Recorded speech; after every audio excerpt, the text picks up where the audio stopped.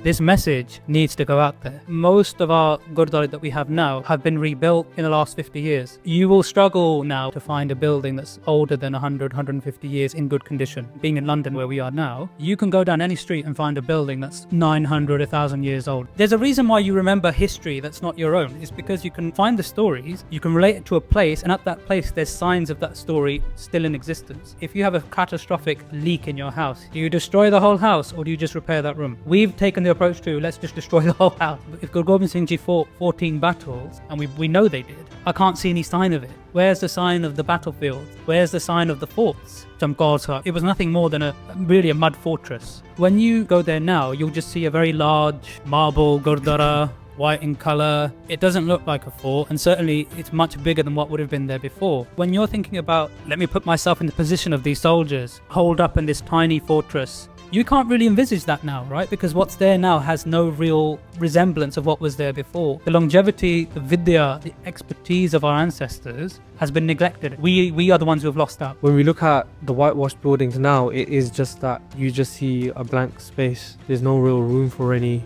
emotions to take place. Asthans had different purposes, and if you go to these places now, they all look the same. They don't serve the purpose that they used to serve. It's not just bricks and mortar. This is Sikh civilization's story. In 100, 200, 300 years' time, people will look back and say, where did we come from? These buildings tell our story. If we don't tell our story, then other people will tell our story for us. The Asthan is like the body of the Guru, and Guru Granth Sahib Ji is like the heart of the Guru. Guru Granth Sahib's history, the context of Guru Granth Sahib is that dhati there. The history of all our Das Guru Sahiban, all the Gursikhs, everyone we remember is that place. And if we don't preserve the history there, then how can we then carry that history out into the world? We can't. But if our root from where we've come, if that dries out, it's just like the tree. If you don't water the roots of a tree, eventually it's going to rot and die. The Gurdwara doesn't need to be knocked down in order for it to be rebuilt or restructured or repurposed. We have the means now to maintain and rebuild the Asthans as they were when they were first made. And that's one of the aims here, is to prevent any further damage and decay of history taking place. How did Maharaj approach buildings, right? It wasn't just let's put some random bricks here. Even the architecture displays Gurmat principles, doesn't it? It's not like, oh, we just made a Gurdwara that looks nice. That Nishan Sahib that flutters all over the world now, people in this country have started to realize Nishan Sahib hai, Guru Nanak Dev Ji's message needs to be spread to this burning world.